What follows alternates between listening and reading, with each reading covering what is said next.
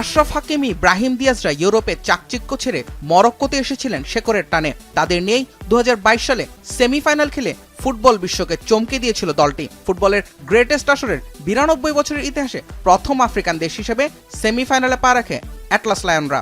আরেকটা বিশ্বকাপ যখন দোরগোড়ায়, তখন মরক্কো নিজেদের ঘর গোছাচ্ছে নতুন বিস্ময়ের জন্ম দিতে।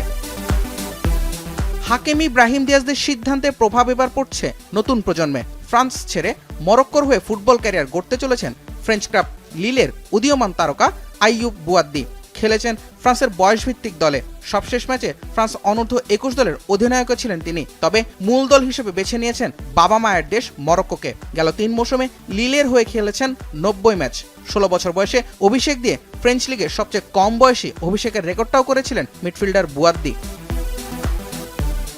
ফ্রান্সে জন্ম নেয়া আরেক তারকা ইসা দিওপকে নিজেদের করে নিয়েছে মরক্কো। অনূর্ধ্ব-19 ইউরো জেতা দিওপ এখন খেলছেন ফুলহ্যামের হয়ে। সেই সঙ্গে বেলজিয়াম অনূর্ধ্ব-19 দলের সাবেক অধিনায়ক রায়ানে বুনিদাও সম্প্রতি মরক্কো জাতীয় দলের হয়ে খেলার জন্য যাবতীয় কার্যক্রম সম্পন্ন করেছেন। পরীক্ষিত এসব তরুণকে নিয়ে লম্বা সময়ের জন্য ঘর গোছাতে চায় মরক্কোর ফুটবল।